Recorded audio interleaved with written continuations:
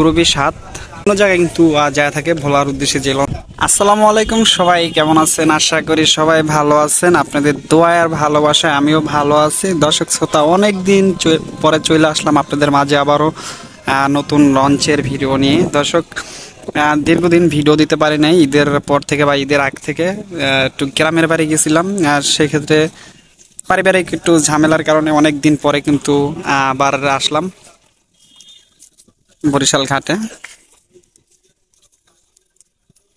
আজকে ঘাটে কিন্তু যে দুইটি লঞ্চ আছে, একবারে ঢুইকে হাতে ডান ছাড়িয়ে আছে কিন্তু সুরভি সাত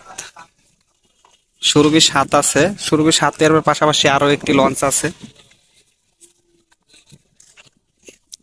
তাই আজকে থেকে নিয়মিত আবারও ভিডিও পাইবেন আমার এই চ্যানেলে।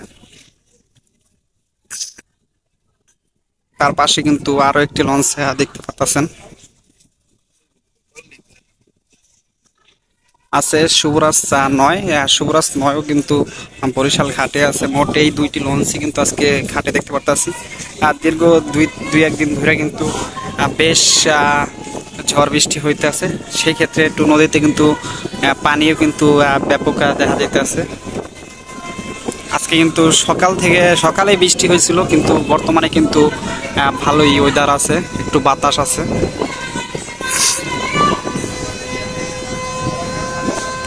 অনেক বাতাস আছে। আর ওই পাশে আছে কিন্তু যে বরিশাল থেকে ভোলার উদ্দেশ্যে যে লঞ্চগুলো যায়, সেই লঞ্চ আছে।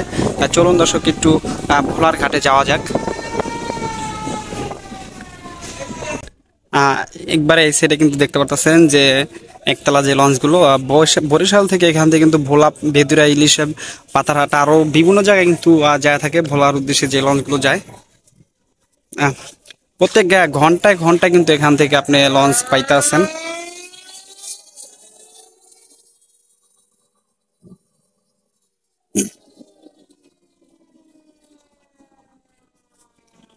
এই ছিল আজকে বরিশাল লঞ্চ ঘাট থেকে এই তেমাইতি। দর্শক, ভিডিও আমি এখানে শেষ করব। সবাই ভালো থাকবেন, সুস্থ থাকবেন। আল্লাহ হাফেজ।